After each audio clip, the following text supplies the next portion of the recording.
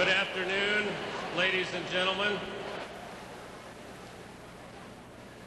Good afternoon and welcome to Allen Fieldhouse.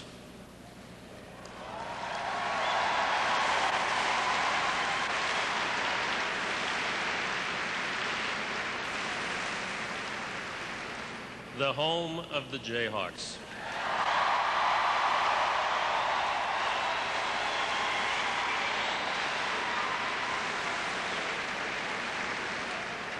It's my pleasure to welcome you to the inaugural Dole Lecture of the Dole Institute of Politics at the University of Kansas.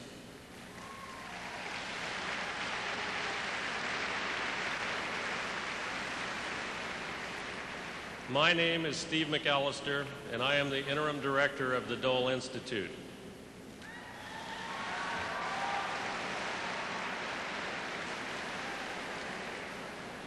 Almost 63 years ago, a young man from Russell, Kansas, came to KU to begin his college education.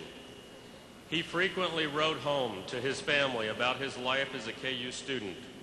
This wonderful collection of letters, which is housed in the Dole Institute, is part of the nation's largest congressional archive, demonstrates many of the typical joys and concerns of KU students. For instance, in one of his first letters home, the young man from Russell wrote, "Dear Mom, I hated to send all of this laundry home, but it costs too much down here. Shirts are 15 cents, shorts are 6 cents, towels 5, and socks 3 cents. That adds up pretty fast when you have as little money as I have."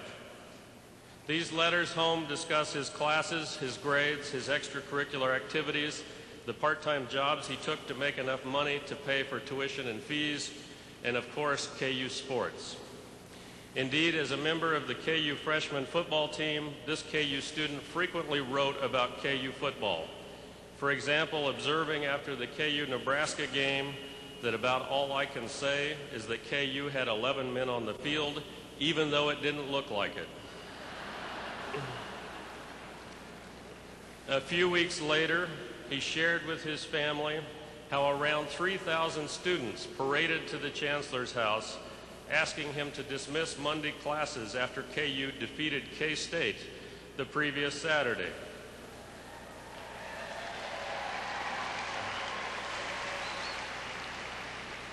The chancellor declined, but the students refused to go to classes anyway and spent that Monday celebrating.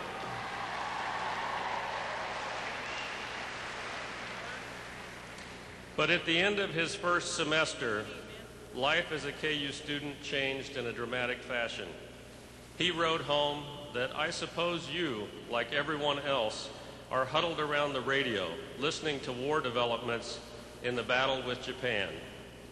This KU student completed 2 years at KU before he went into the service, fighting for his country and suffering grave injuries in northern Italy. The rest of the story, as is said, is history. A history told in videos and exhibits located in the Dole Institute's spectacular Hansen Hall and in the thousands of boxes of letters and documents in the Institute's archives. I tell you this story because the young man from Russell never returned to KU as a student, but he is as much a KU Jayhawk as anyone in this field house, and he has returned to KU as a teacher and exemplary leader in public service and public life. The Dole Institute of Politics, with Senator Dole as its inspiration and namesake, is dedicated to the promotion of civility in public life and bipartisan solutions to America's problems.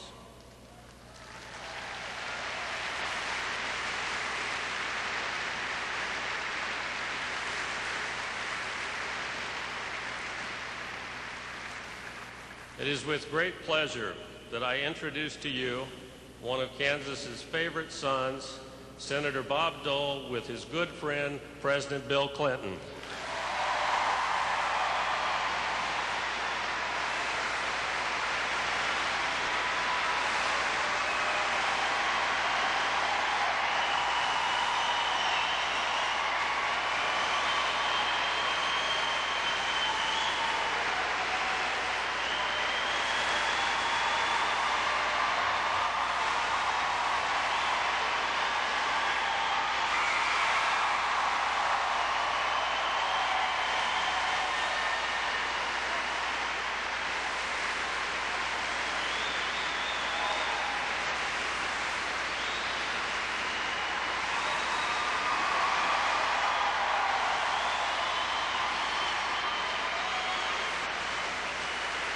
Thank you.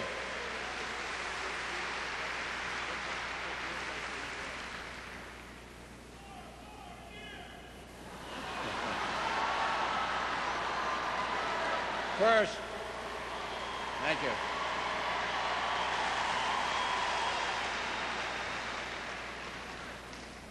First, let me thank the student body. After 9/11, there was an effort made by KU to raise funds for the victims' children, and you were the first university to respond with, I think you gave to the Clinton Dole team that time, we were raising money, $47,000, and we thank you for it.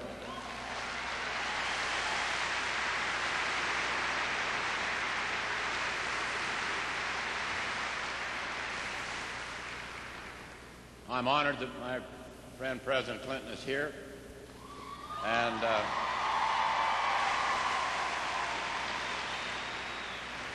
I know the governor's here and the chancellor's here and many distinguished guests, and everybody is a distinguished guest. And it's always a pleasure to return to Lawrence, a great university where I get more compliments and fewer votes than anywhere in Kansas.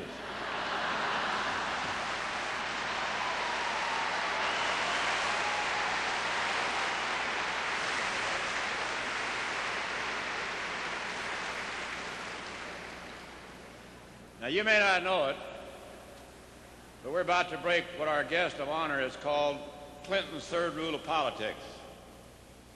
Namely, whenever possible, you should be introduced by someone you've appointed to a high position. Their objectivity is stunning. Mr. President, welcome to the land of the Jayhawk and the home of one of America's great sports programs.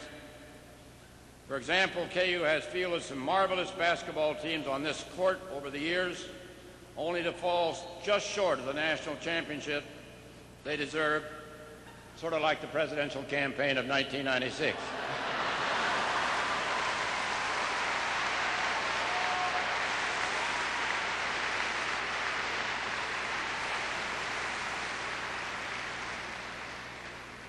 It's hard to believe, but next week marks the 87th birthday of John F. Kennedy. I'm sure most of you have seen the famous footage of JFK in the White House Rose Garden shaking hands with a young admirer from Arkansas who would one day go on to live in the same house. I come from a somewhat different political tradition. I arrived in Washington in January 1961, just as President Kennedy was being inaugurated, and my personal hero, Dwight Eisenhower, was preparing to leave our nation's capital. After 8 years in the Oval Office, like President Eisenhower, I take pride in my Kansas roots. I've never forgotten where I came from or the values I associate with Russell, University of Kansas, the state of Kansas, and all its institutions. And I would not be here today if the people at Russell hadn't rallied around to help me. And maybe that helps explain my belief that the greatness of America lies not in the power of her government, but in the goodness of her people. At the same time,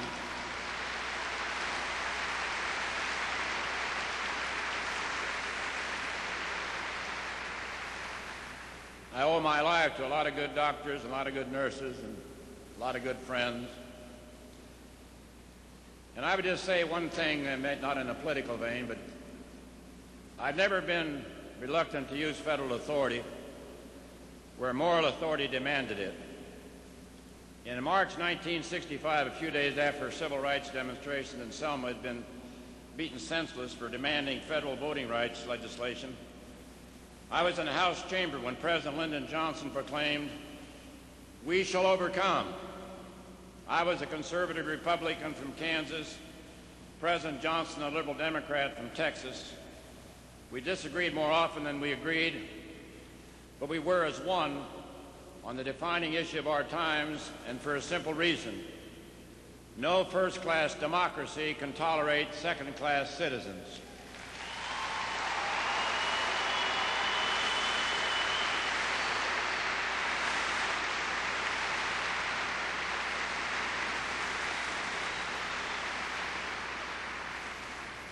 And we're reminded of that again in Topeka on Monday in celebration of Brown versus Board of Education, the 50th anniversary.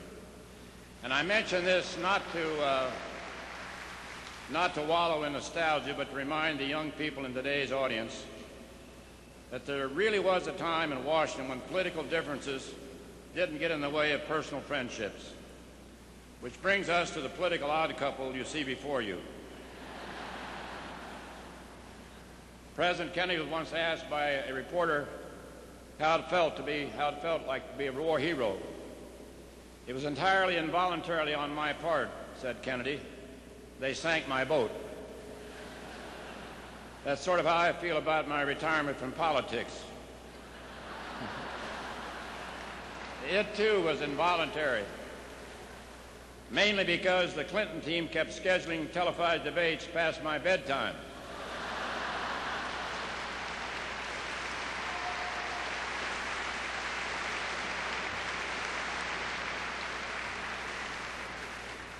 Since then, President Clinton and I have enjoyed an all too brief career as television pundits.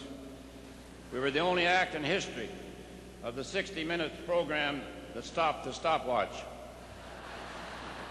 More successfully, and there have been a lot of successes, we have worked together on a number of issues outside the TV studio. At the President's request, I served the administration as chairman of the International Commission on Missing Persons in the former Yugoslavia.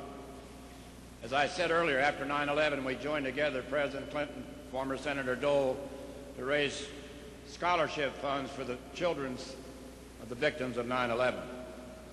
I keep threatening to run against him for president of the Senate Spouse Club. I might finally get to be president of something. But that's not all we have in common. Both of us are authors. I put together a book called Laughing Almost All the Way to the White House. President Clinton got the White House. He also got the last laugh and $12 million for his memoirs. Not to be outdone, I decided to write another serious book myself. In at least one area, however, I have managed to cross the finish line ahead of President Clinton. Last summer, we dedicated the Dole Institute of Politics here at KU. It's not a presidential library.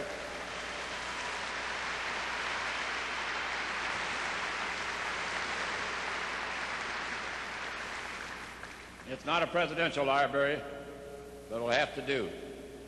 Come to think of it, if it wasn't for President Clinton, there might not be a Dole Institute of Politics. Among other things, I'd like the Institute to promote, and I mean this very seriously, is civility in our public life.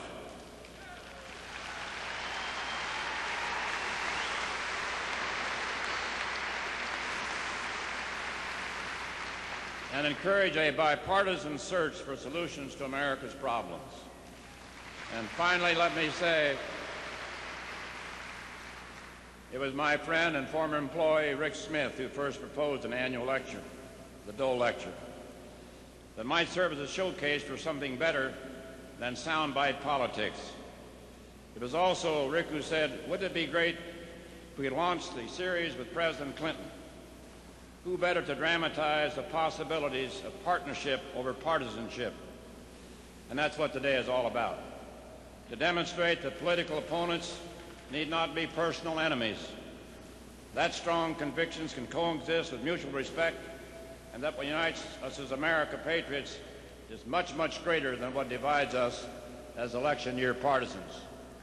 So my fellow Kansans,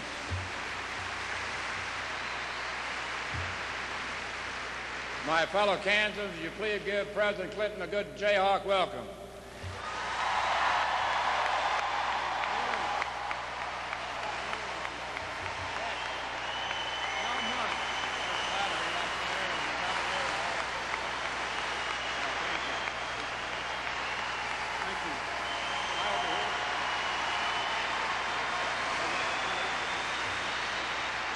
Thank you. Thank you.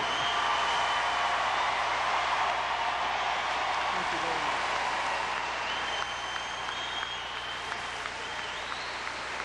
Thank you. Thank you. Thank you. Thank you very much.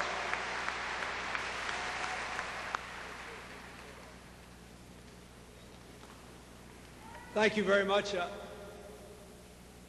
I was looking at this crowd and listening to the warm welcome, thinking how kind and generous Bob Dole is to arrange for 90% of my total vote in Kansas to come here and listen to me speak today. I'm very grateful for that.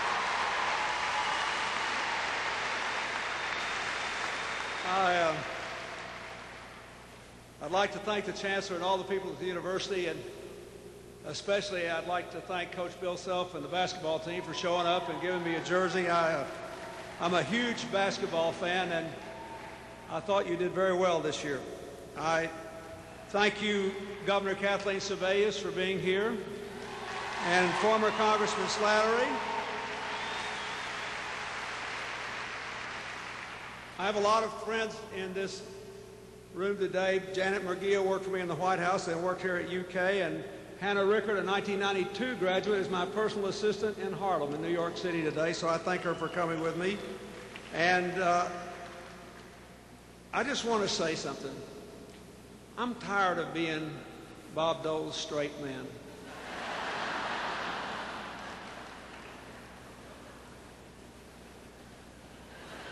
I used to be funny before I was president. And nobody would let me tell jokes anymore. They said, you know, it's not presidential, and most of your jokes are not repeatable, and you can't do this anymore. So anyway, I just finished this book on my life, which was, it was awful. I mean, it's hard enough living it the first time. The second time was an agony. But I kept this little oral history when I was president. Once a month, this great historian who'd been a friend of mine since we were boys would come in and we would visit. And after we got waxed in the '94 election and Senator Dole became the majority leader and Newt Gingrich became the speaker, the truth is, Dole was with me more than Gingrich half the time. But anyway, we all covered it up at the time because you know how politicians do.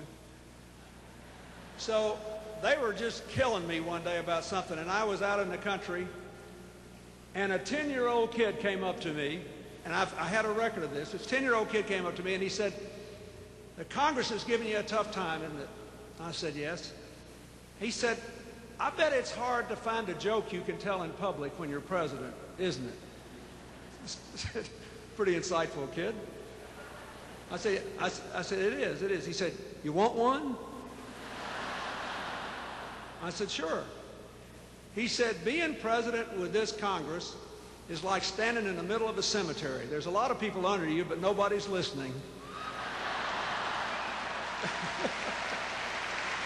Yeah. That was one smart kid.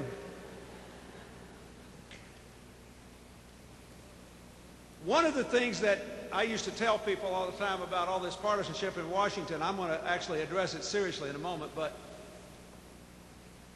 one reason people are so mean to each other in Washington today is they're all sleep deprived. They're exhausted because it costs so much money to run for office. They got to go out every night and raise money. They got to go home every weekend. They're living on an airplane. You think you won't get into bad humor? You ought to try it sometime.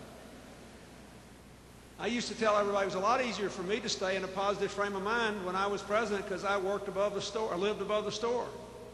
All I had to do was come downstairs and go to work. I didn't have an hour-long commute. I didn't have to fly someplace else every weekend.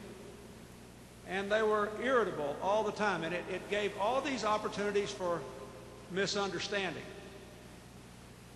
In our campaign together, Senator Dole's and mine, my last stop was in South Dakota, where we had a very close Senate race. It's interesting. The guy I campaigned for won, and Bob beat me anyway up there. But anyway, I went there, and I was trying to explain how there was so much misunderstanding in Washington.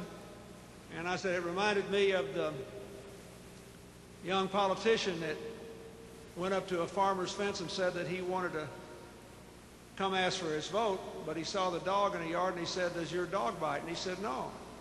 So he climbed the fence and came over and the dog bit him, and he said, "I thought you said your dog didn't bite." He said, "Son, that ain't my dog." We have those things like that happen in Washington all the time because they're sleep deprived. So tell all your politicians to get more sleep. I want to say something seriously now. You know, Bob Dole and I flubbed up on 60 Minutes because we wouldn't be mean enough to each other. That's the truth. They wanted us to say things we didn't believe.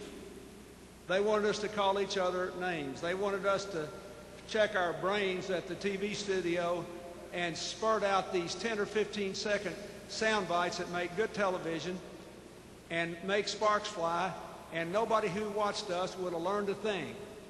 They would have no idea where we disagreed, no idea where we agreed, and no idea what our reasons were. And maybe it's just intrinsically unsuited what we believe to the modern television age, but that's the truth. They kept saying, well, can't you say this? Can't you say that? Can't you say the other thing? Once or twice we got on each other's nerves and we worried about it for 24 hours afterward. Now, I want to talk about that. It is true that I have always admired Senator Dole. After the sacrifice he made for this country in World War II, he could have been forgiven if he never hit another lick for his country. He'd already done what he should have done, and then some 100 times over. But instead, he gave another nearly 50 years to public service. And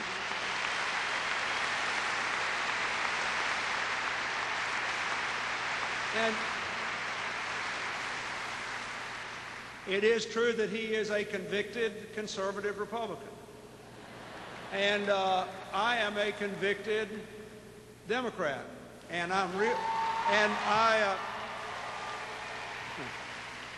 maybe I got 95% of my voters here today. Anyway, but I want to talk about why we work together and when we don't. And I want you to think about it. First of it, it really is partly a matter of psychology. By temperament and experience, as I've heard Bob say many times, that in politics there are talkers and there are doers. Now, I never met a politician that didn't like to talk, and we do. But we always kept score by what we did, not by what we said. And if you look at it that way, you work hard, you get the job done, you spread the credit around, and then you go on to the next problem. I think that's very, very important. So, how come it doesn't happen more often?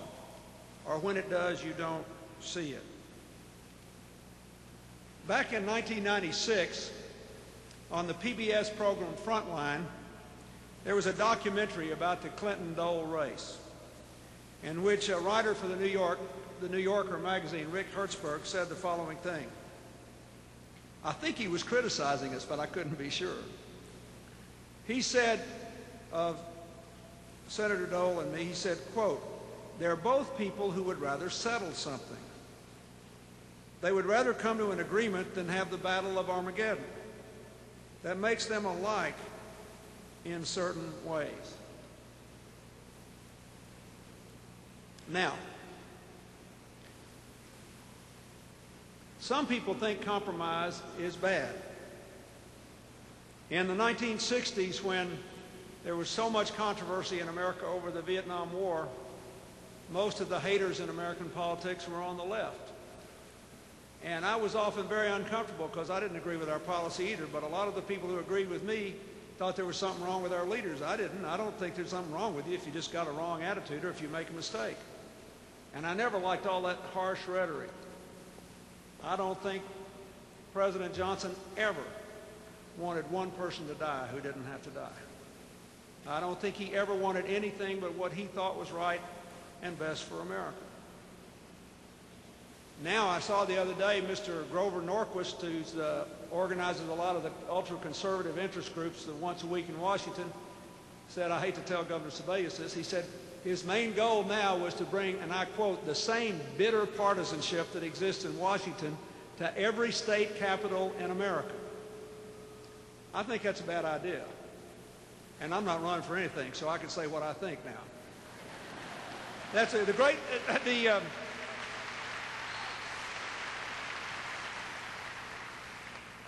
The good news about not being president is you can say what you think, and the bad news is no one cares anymore. So, but I can do that.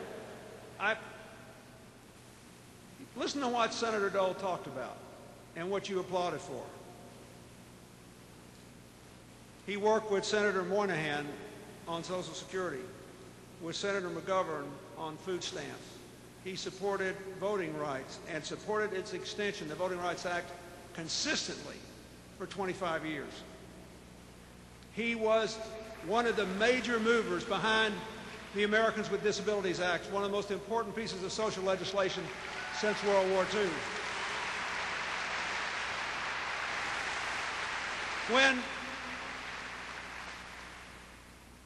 When 9/11 happened, we got together and raised $110 million with the first college coming, as you heard, first university contributions we got from KU. But we raised $110 million to pay for a college scholarship for the children and family members of every person killed or disabled. And when we talked about it, one of the things that we told the people who talked to us about helping was that we would only do it if these scholarships were available not simply to the American families who were victims, but for those from 70 other countries who were killed in the United States because they came here looking for the American dream. And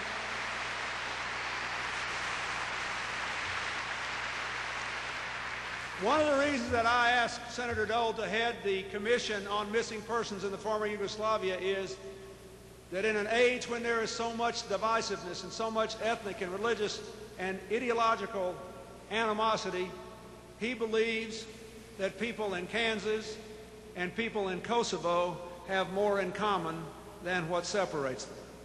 And I think that is very important.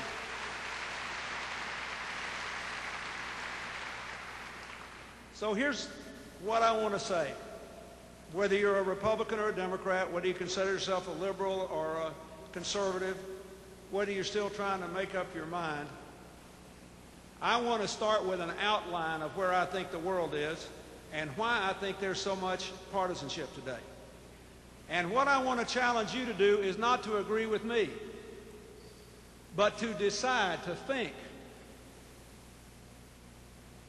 The most important thing you can get out of a university education is not any particular set of information or skills. It is the ability to think, to reason. And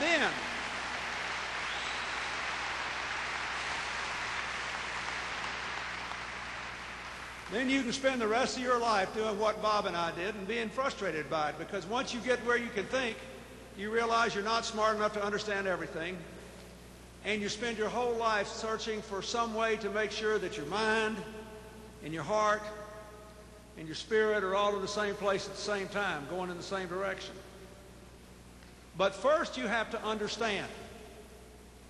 Now, here's my take on where we are. I don't ask you to agree with me, but if you don't, ask yourself what you think. When our country was founded, the Founding Fathers said they pledged their lives, their fortunes, their sacred honor to an eternal mission. What was it? To form a more perfect union. Now, there are two or three ideas that are important there. I'll just mention two of them. One is the idea of union. The only reason you unite is because you need somebody else, right? The only purpose for having a union is that you can do more with somebody else than you can do all by yourself or with just your crowd. The second and equally important thing, which accounts for a lot of the fights I've had in my political life, is our framers were essentially both deeply religious and deeply influenced by the scientific revolution and the rationalism of the 18th century. They did not say form a perfect union. They said form a more perfect union. What does that mean? That means we will never be perfect, because there'll always be problems as long as humans occupy the earth, and because nobody's smart enough to have the whole truth. Now, you may not agree with that. You may believe Some people do have the whole truth, and therefore they have a right to impose that truth on everybody else. But that's not what the framers believed. They didn't say we're going to form a perfect union. They said our kids will be able to have a union more perfect than ours, and our grandchildren more perfect again, and their grandchildren more perfect again, and we will never achieve perfection. And so we set up this government that had both enough power to do what people needed to do to have a union, and enough protection from power to guarantee that the government could never become the primary force in our lives, that people could pursue their private lives, their personal lives, build their families, say what was on their mind, worship God as they pleased or if they didn't please. That's the way it was set up. Now,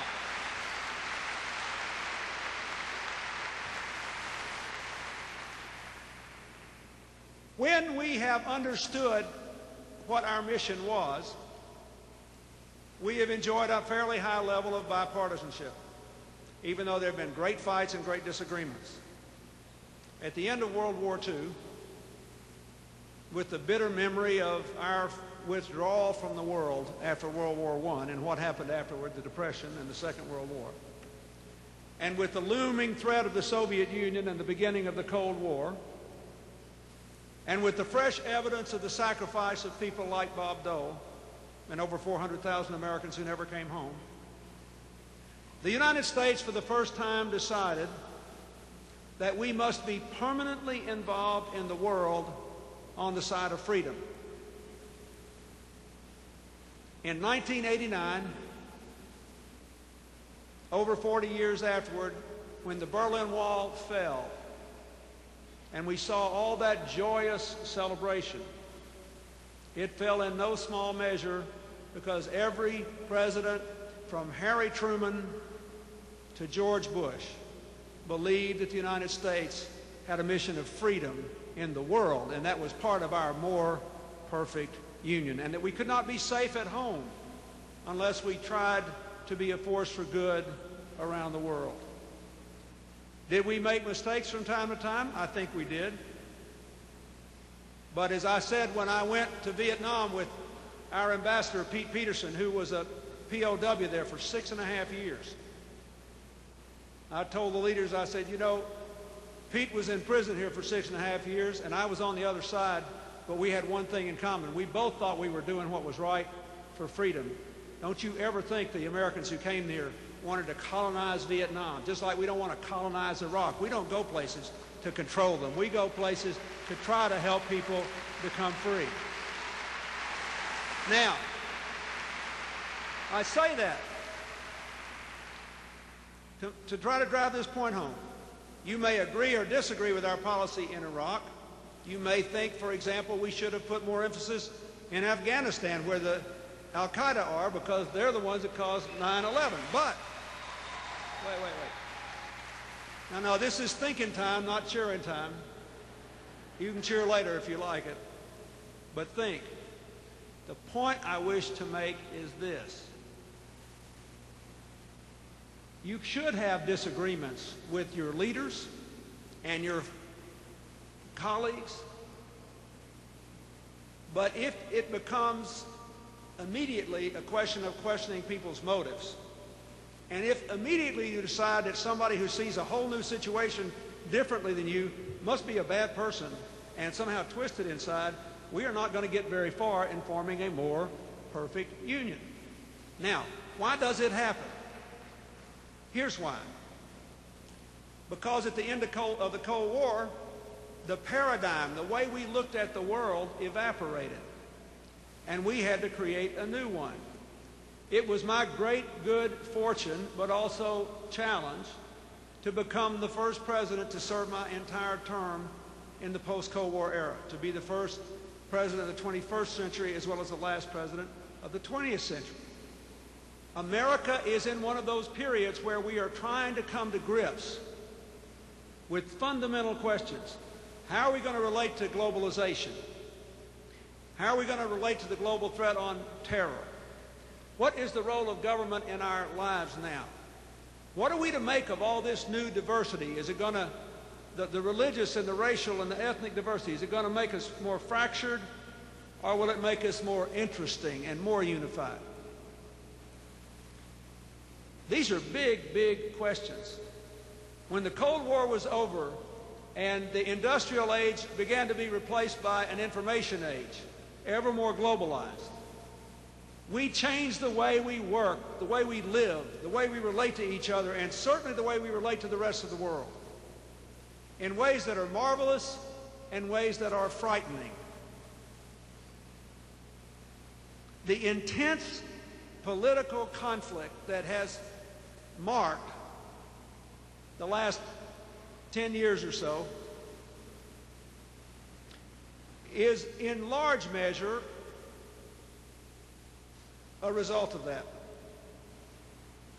The Democratic Party had to reform itself because we were used to being in power at a time when we wanted to preserve and extend the benefits of social justice, civil rights, Social Security, health care.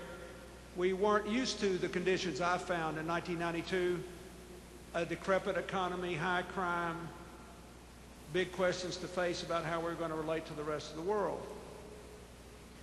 The Republican Party thought government was supposed to protect us in the Cold War, and old-fashioned conservatives, including most of the governors that I served with in my long tenure, defined conservatism thus. They were fiscally conservative.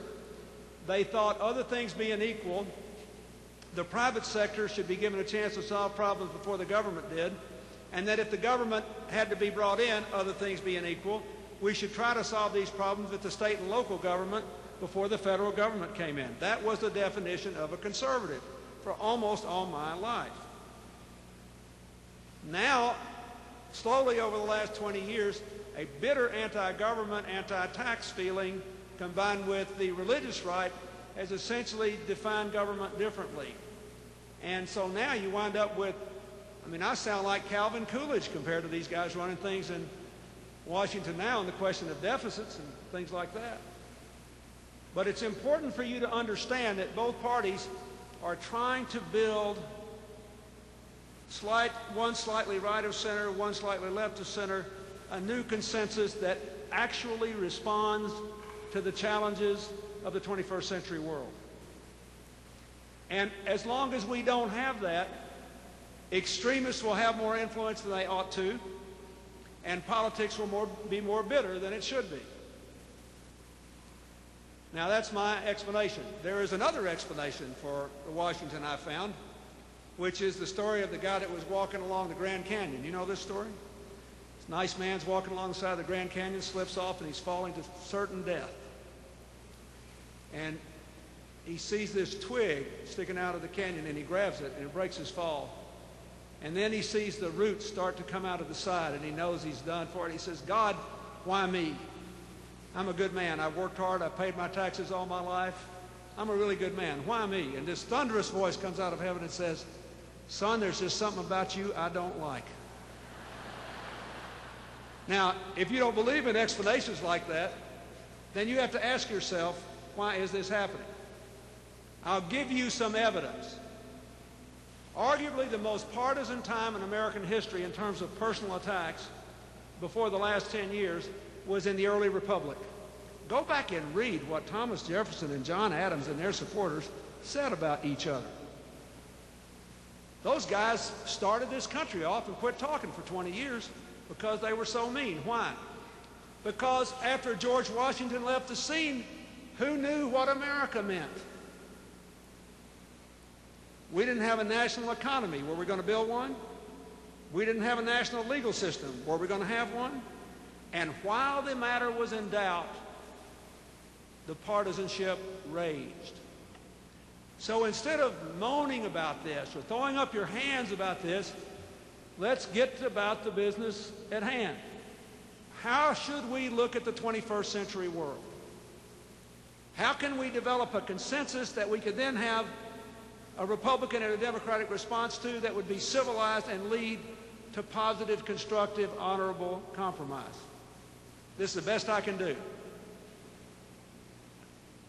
I believe we live in an age normally referred to as globalization, sometimes referred to as the global information society.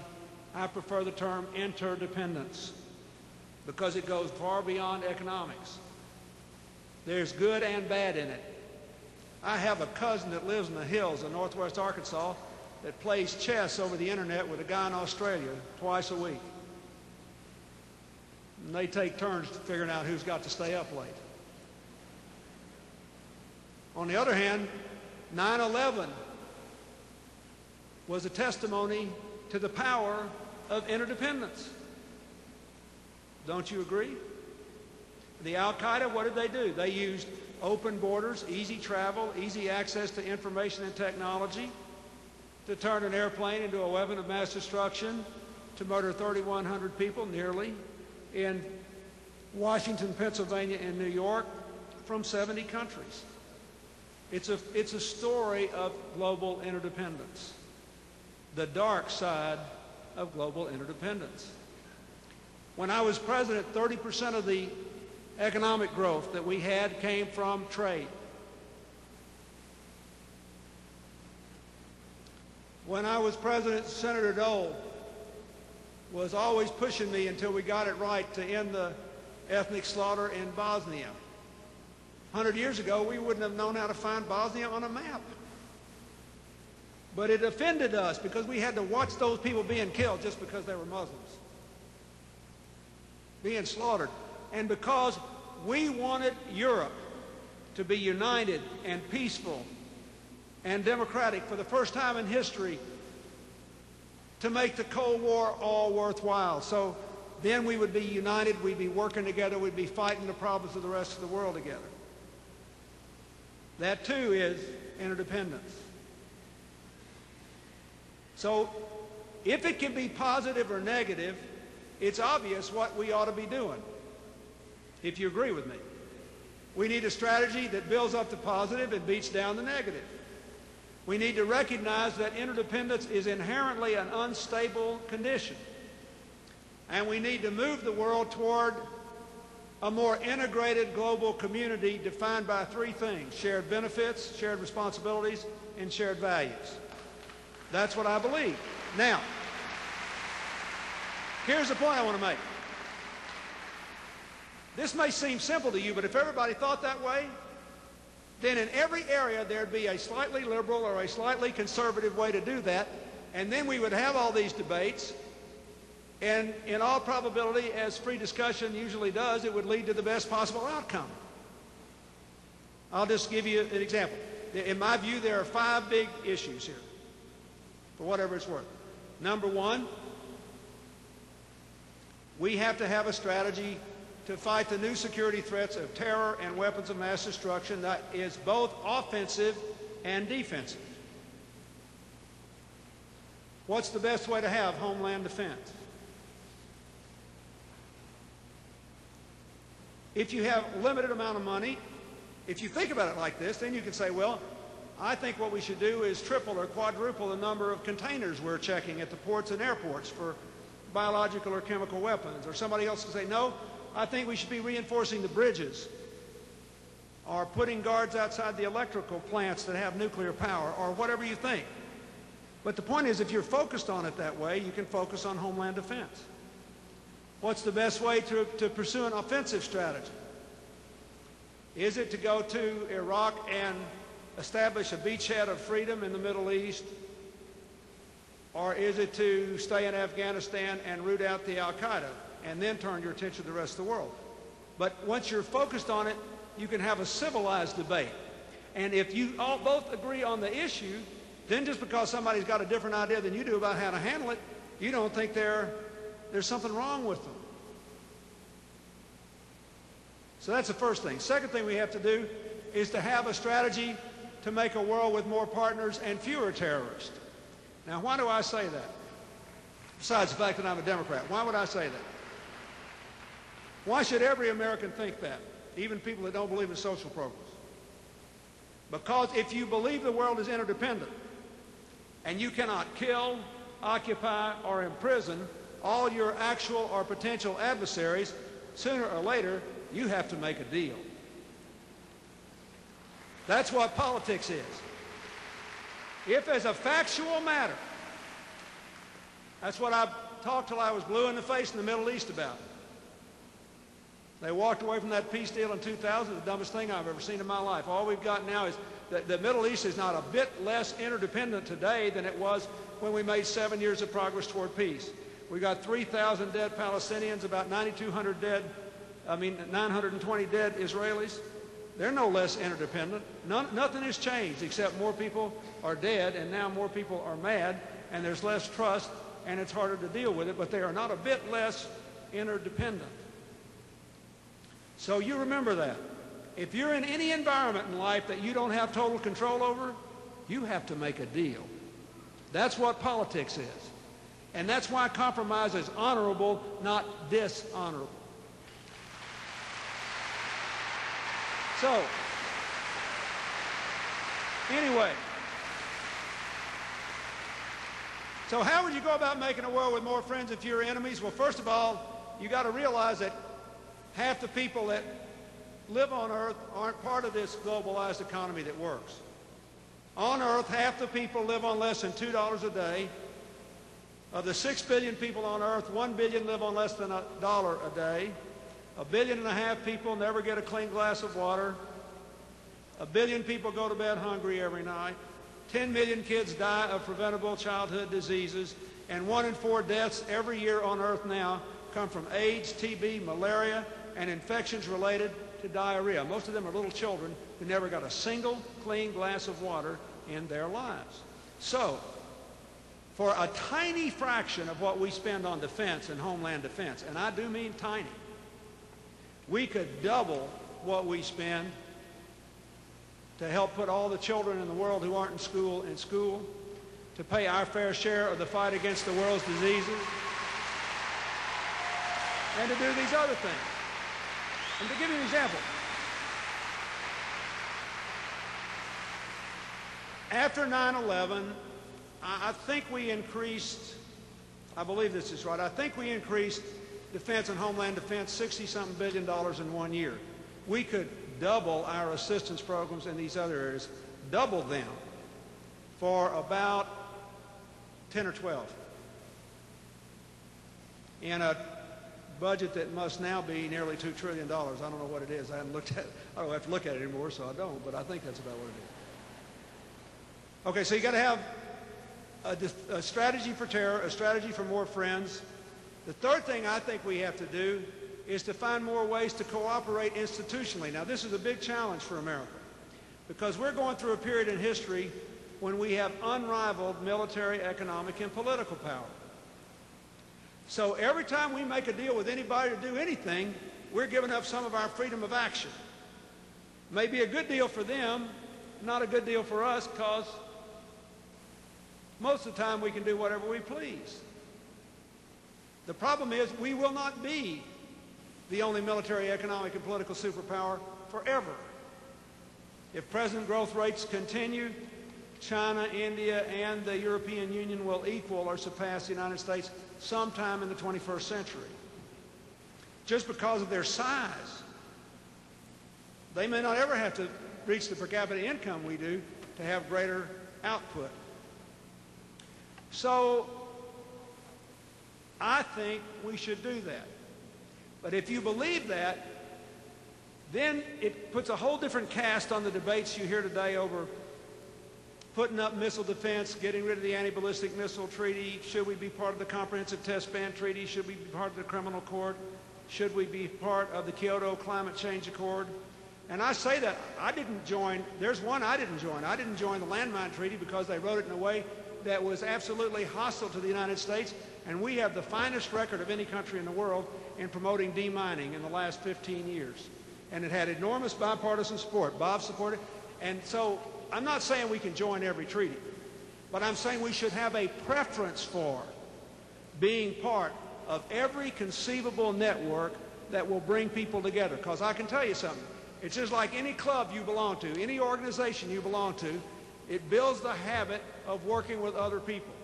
And the more you're in the habit of believing that if you stay on the team, good things will happen, as compared to if you get off the team, the more likely we are to find peaceful resolution to to the problems of the 21st century. So I think that's very, very important. And now, I want to make just two more points. So, terror, more friends, more cooperation. Fourth thing is, we got to keep making America better. A lot of our influence in the world comes not from the size of our military or our arsenal of weapons, but from the power of our example. One of the schools that was destroyed in New York City on September the 11th, 2001, the children had to leave and go meet in a temporary facility. So Hillary and I went to this school to see these kids, elementary school kids, 600 kids from over 80 different national, racial, and ethnic groups. One school. If we can prove that freedom breeds mutual respect and that people can be proud of their heritage and proud of their religion and proud of everything that's special and still bound together in a more perfect union, that will do as much to undermine the long-term appeal of terror as anything else we can do. Just continuing to prove America works. Now,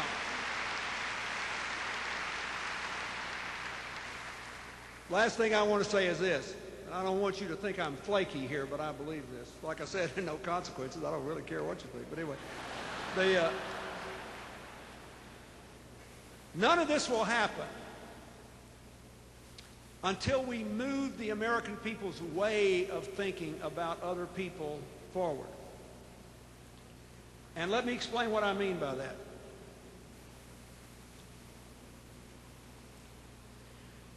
You guys love your basketball team.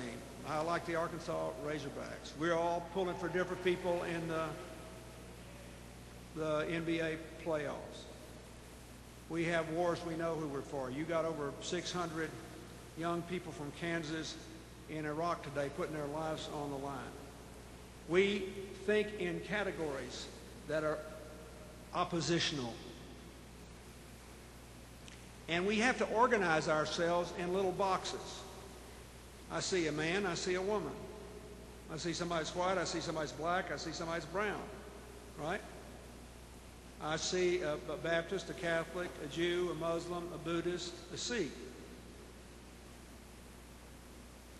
I mean, if we couldn't put ourselves in boxes, nobody could function. You think about how many university courses are designed to giving people more boxes to think with. You got this amorphous reality out there, and the person with the largest number of boxes who can keep them all straight is called a genius, right? That's all true, but at some point it has to become irrelevant. The whole story of humanity is a story of forming a more perfect union.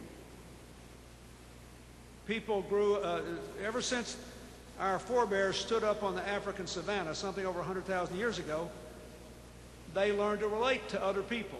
First they were in clans, then larger tribes, then villages. And they would come into contact with wider and wider circles of people that had different views and felt threatened. And there would be fighting and killing, but sooner or later, before they destroyed the human race, they'd find a way to get along. In the 20th century, our weapons were so powerful, we nearly got it wrong. But we escaped.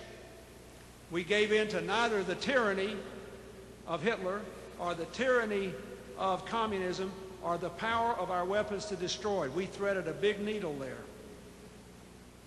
And everybody that made a contribution deserves our gratitude. But the point I want to make is that if you believe, to go back to the founders, that our job is to form a more perfect union and nobody's got the whole truth, then everybody's got a contribution to make. And I think America, if we're ever going to truly defeat terror, without changing the character of our own country or compromising the future of our children, has got to not only say, okay, I want to shoulder my responsibilities, I want to create my share of opportunities, but we have to find a way to define the future in terms of a humanity that goes beyond our country, that goes beyond any particular race, that goes beyond any particular religion. We should continue to judge people based on what they do. And if they persist in terror, we should punish them. We should go to war. We should use military power. We should do whatever we have to do. I'm not suggesting we act like it doesn't matter what you do. It matters a great deal what you do. But we have to be able to say to the world, we want a home for every peaceable person. We like our faith. We like our ethnic group. We like our crowd. We like our basketball team. We like the way it is. But there's a place for you here too. The world has never before, never in all of human history, had to do this. It's a big psychological jump. It's easy for somebody like me who's been to 100 and something countries to stand up and give a speech like this. It's quite a different thing for a country to live this way. It was not until 1945, after World War II, that we even had a United Nations. The Americans thought it was weird. The Senate defeated it after World War I. Who wants to be in a United Nations with all those guys? You got to be kidding. So then we nearly blow ourselves up and we have a UN, right? And a Universal Declaration of Human Rights. It was a fraud until the end of the Cold War. I mean, not a fraud, we just couldn't make it available to everybody. We have had 15 short years since 1989 to build a global community in which everybody thinks, like Dole does, that people in Kosovo and people in Kansas are more alike than they are different. Now, I will leave you with one last statistic to put in your little box. My last year in the White House, Hillary sponsored a lot of these, what we call Millennium Evenings, so we'd bring in people to talk about big questions. One night, Vinton Cerf, who sent the first email to his profoundly deaf wife, now 22 years ago, and Eric Ladner, a biologist and a genome expert from Harvard, came to talk about how the digital chip made possible the sequencing of the human genome. Forget about that. You know the most interesting thing that he said? Genetically, all human beings are more than 99.9% identical. And the genetic differences among individuals within a given racial group are larger than the genetic differences of one group as compared to another. Now, next time you start to feel like you really need to demonize somebody, think about that. Biggest laugh I ever got at the State of the Union was telling the Republicans and the Democrats, whether they liked it or not, they were 99.9% the same. There had been a lot of blood spread over that 1/10 of 1%. And all you really have to do is to figure out how to free yourself to live by the other 99.9. Thank you very much.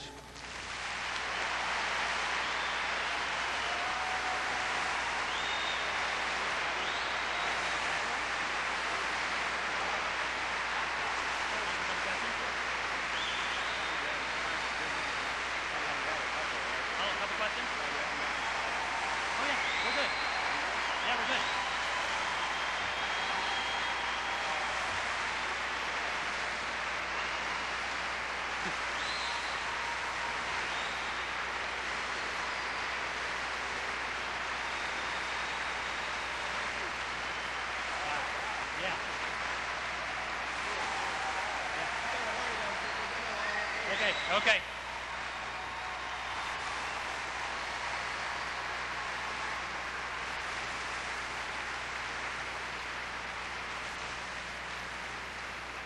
Thanks for coming to this amazing event. My name is Jonathan Earl, and I teach history at KU and direct programming at the Dole Institute of Politics.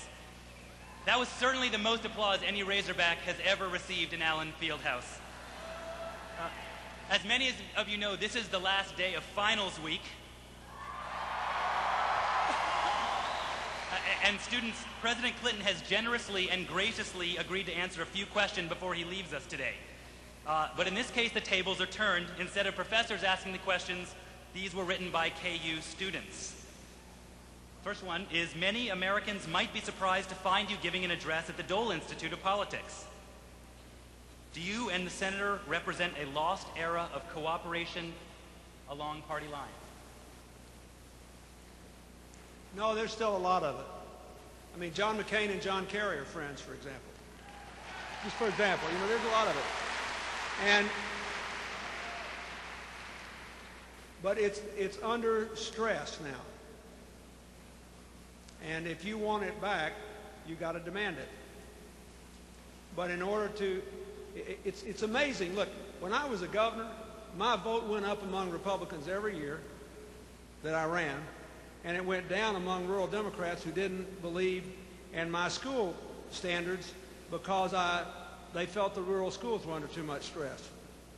But most Republicans liked the fact that I was for high standards schools. They voted for me. So my political base of support changed a lot in the 12 years I served as governor. But it was never particularly partisan, except that we had our debates, you know. What happens is, there's something else I haven't said. Washington is a long way away from Arkansas and Kansas. And what happens there gets filtered to you through television news. That has two negative consequences. First of all, controversy is easier to report on than cooperation. So it's always going to look a little worse to you than it is. That's first thing. Second thing is, the people who are political consultants to, you know, particularly the people who are more ideologically removed from the center, they tell them that, you know, we can get this 15 seconds on television or send out this mailing, and if we inflame people in Kansas and Arkansas by demonizing our opponents, we'll raise more money and win more elections. And that's one of the real problems. We have got to find a way to use the internet and other means of modern communication to bring what happens in Washington closer to you, so that neither side can ever do this. And then they need to get more sleep, like I said.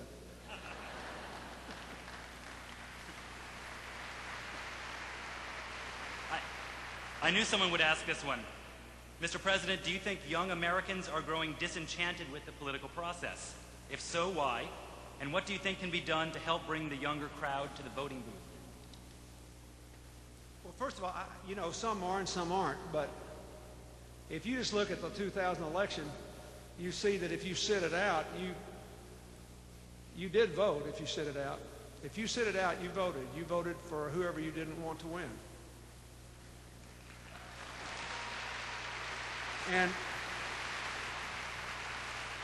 And if you think it doesn't make any difference, then you haven't been paying attention.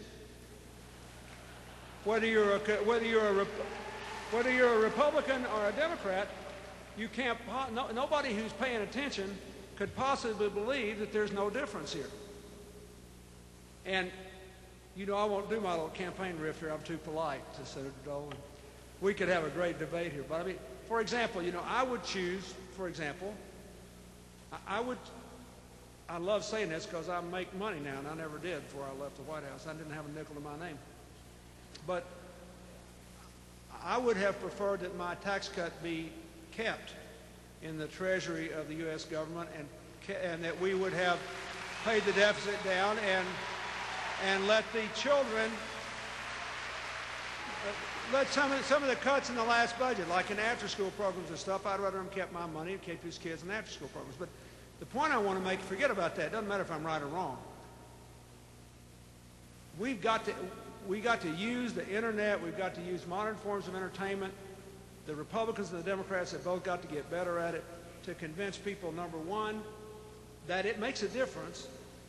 And then once you get there, then you can argue about who's right or wrong. But first of all, people have to believe it makes a difference. I have the impression that a lot of people don't think it makes a difference. And nobody who's paying attention could possibly make that argument.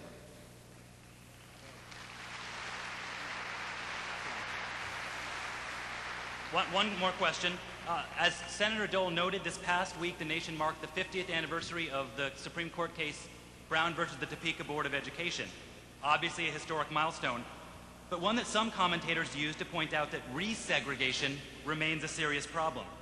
Do you think the U.S., Mr. President, will be a more or less segregated society in the future?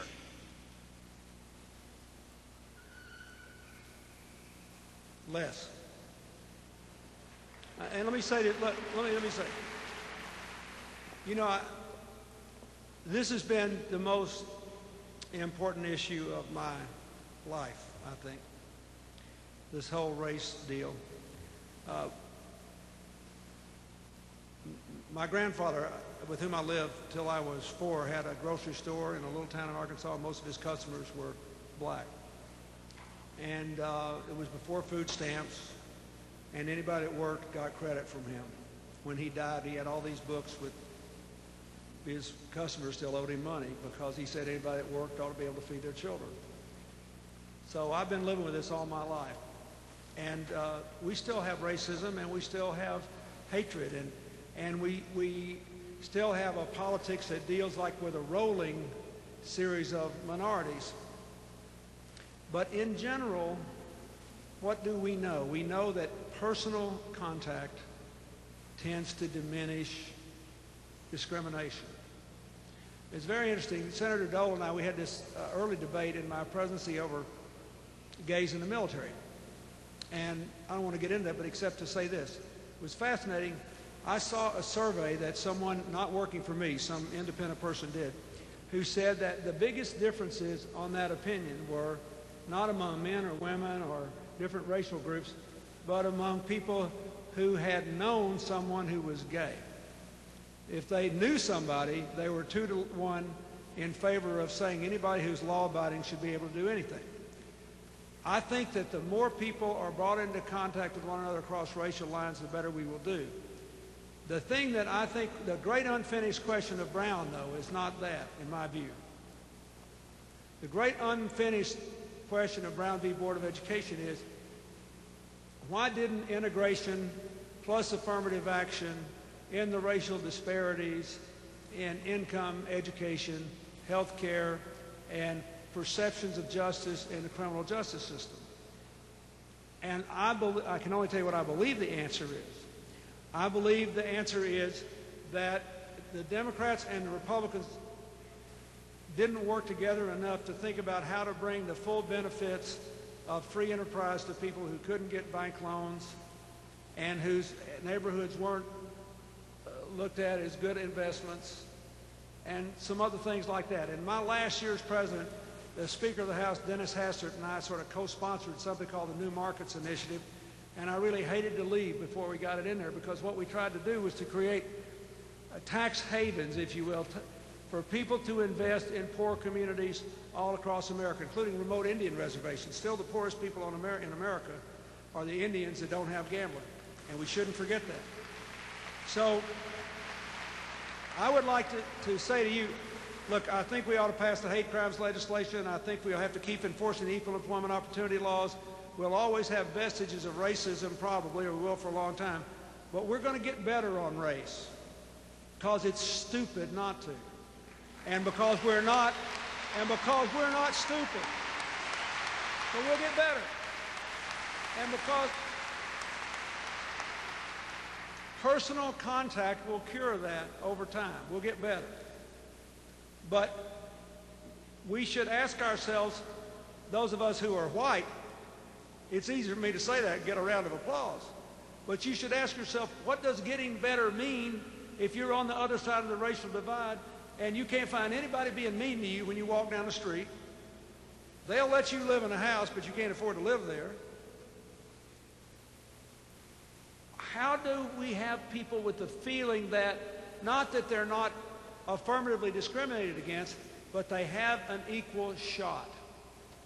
And that means that we have to be much more sophisticated with, in my opinion, our economic and educational strategies, and with trying to keep a bunch of these young kids of color out of the criminal justice system than we have been in the past. I think that's the next big challenge.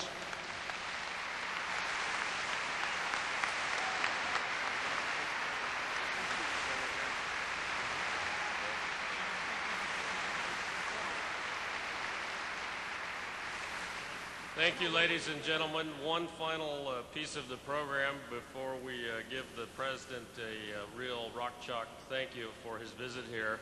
We have a Dole Institute t-shirt that we'd like to present to him as a memento of his visit.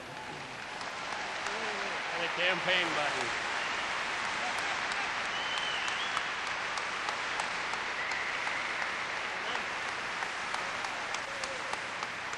It's the only Republican campaign button I have ever worn. Here it is. Thank you very much, ladies and gentlemen.